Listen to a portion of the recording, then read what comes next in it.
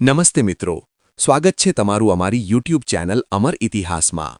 મિત્રો, આજના આ વિડીયોમાં આપણે જોઈશું બ્રહ્માંડના કણકણમાં જેનું નામ ગુંજે છે એવા ભગવાન શ્રીકૃષ્ણની સર્વોચ્ચ શક્તિ અને પરમ પ્રેમનું સ્વરૂપ, જેના વિના જગતનો તારણહાર કન્હૈયો પણ અધૂરો લાગે છે, તે એટલે શ્રીમતી રાધા રાણી। તેમનું નામ જ પ્રભુના નામ સાથે જોડાઈ ગયું છે। રાધે શ્યામ, રાધા કિશન, રાધાકૃષ્ણ વગેરે। બરસાનાની પાવન ભૂમિ પર ભાદ્રપદ શુક્લ અષ્ટમીના દિવસે પિતા વૃષભાનુ અને માતા કીર્તિદાના આંગણે રાધાજીનો દિવ્ય અવતાર થયો।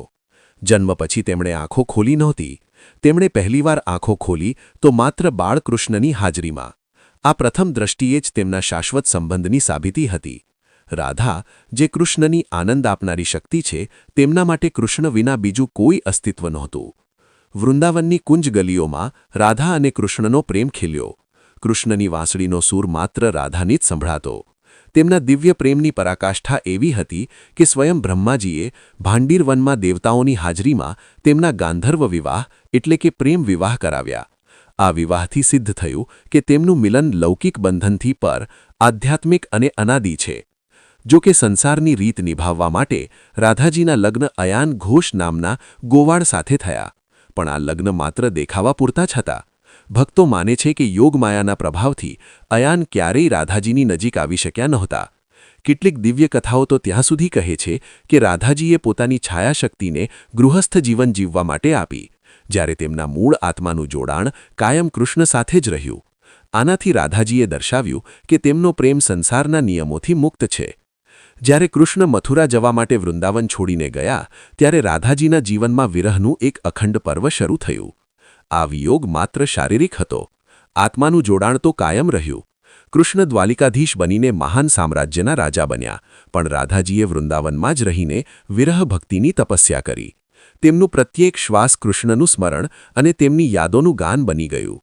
તેમણે ક્યારેય ફરિયાદ ન કરી, કારણ કે તે જાણતા હતા કે તેમનો પ્રેમ સર્વસ્વ છે। વર્ષો વીત્યા અને રાધાજીની ભૌતિક યાત્રાનો અંત નજીક આવ્યો। જીવનના અંતિમ સમયે રાધાજી દ્વારિકા પહોંચ્યા। તેમણે કૃષ્ણના મહેલના વૈભવને જોયો, પણ પોતાને પ્રગટ ન કરી। રાણીઓ અને વૈભવથી દૂર તેમણે મહેલના બગીચામાં એક સામાન્ય સેવિકા તરીકે સેવા આપવાનું શરૂ કર્યું। તેમને રાણી બનવાની ઈચ્છા નહોતી, માત્ર પોતાના નાથની સેવા જ કરવી હતી। જ્યારે તેમનો દેહ ત્યાગનો સમય નજીક આવ્યો, ત્યારે રાધાજી મહેલ છોડીને એકાંત વનમાં ગયા અને આંખો બંધ કરીને કૃષ્ણનું આહ્વાન કર્યું। કૃષ્ણ તુરંત જ તેમની સમક્ષ પ્રગટ થયા। આ તેમનું પૃથ્વી પરનું અંતિમ શારીરિક મિલન હતું। કૃષ્ણએ રાધાજીને પૂછ્યું કે તેમની અંતિમ ઈચ્છા શું છે।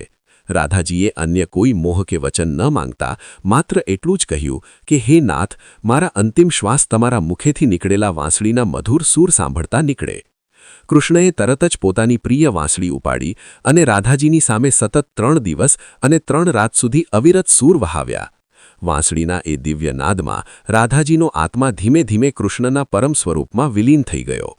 આ મૃત્યુ ન હતું, પણ આત્માનું પરમાત્મામાં શાશ્વત મિલન હતું। રાધાજીના વિલય પછી કૃષ્ણ અત્યંત શોકગ્રસ્ત થયા અને પોતાની પ્રિય વાંસળી તોડી નાખી। તેમણે ફરી ક્યારેય વાંસળી વગાડી નહીં, કારણ કે તેમના આનંદની શક્તિ એટલે કે હલ્લાદીની શક્તિ હવે તેમની સાથે હતી। આ રીતે રાધાકૃષ્ણની ગાથા ભૌતિક બંધનથી મુક્ત થઈને જગત માટે અનંત પ્રેમ અને સર્વોચ્ચ ભક્તિનું પ્રતીક બની ગઈ। મિત્રો, તમને આ વિડિયો કેવો લાગ્યો તે કોમેન્ટમાં જણાવજો। વિડિયો ગમ્યો હોય તો વિડિયોને લાઇક કરો, શેર કરો અને અમારી યુટ્યુબ ચેનલ અમર ઇતિહાસને સબસ્ક્રાઇબ કરો। મળીશું બીજા વિડિયોમાં। આવજો।